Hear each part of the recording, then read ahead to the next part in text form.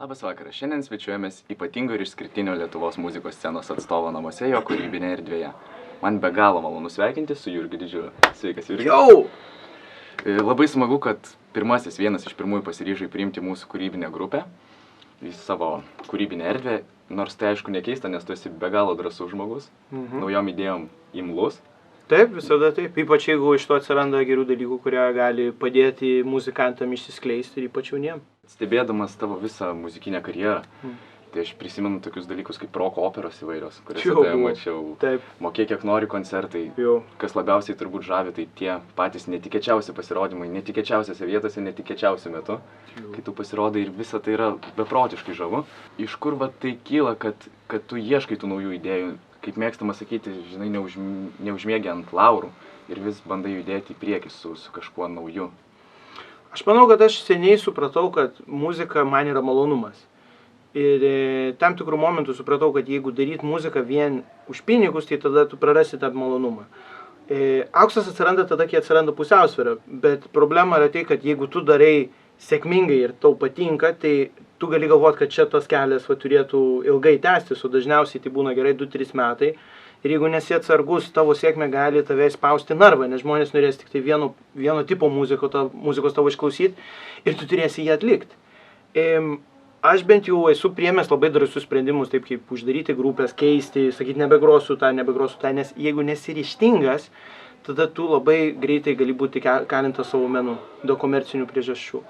Tai čia ne tiek, kad užmigt ant laurų, tiesiog, kad kartais netgi esu destruktyvus ir aš deginu tos laurus, kad galėčiau padaryti tai, kas man patinka. O vat reanimacija yra kaip ir naujausias projektas, naujausia idėja, kurią įgyvendinat, ar ne? Jo, ir pakviesiu ir jūs reanimuoti, jau yra vienas iš jūsų komandos narių, kurio draskom ir kankinam pakankamai dažnai su reanimacija. Idėja yra tai, kad muzika ir menas gali padaryti daugiau, jeigu mes leisim jam išeiti iš tų komercinių rėmų.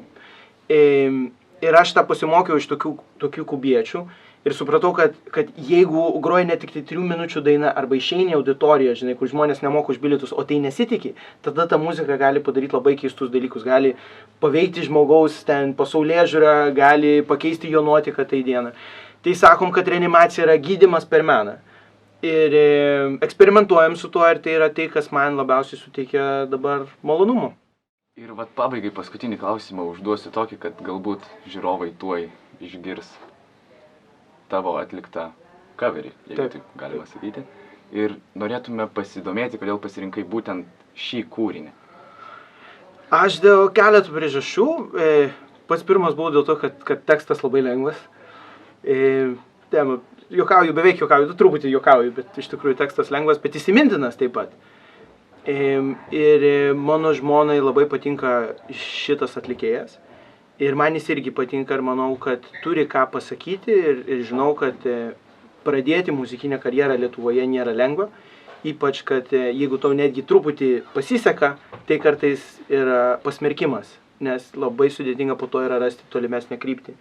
Tačiau norisi palaikyti jaunesniuosius ir parodyti, kad kai jie padaro gerą darbą, irgi reikia juos paremti, padėti ir parodyti solidarumą. Ir daina gera, man tai patinka. Kitaip nedaryčiau.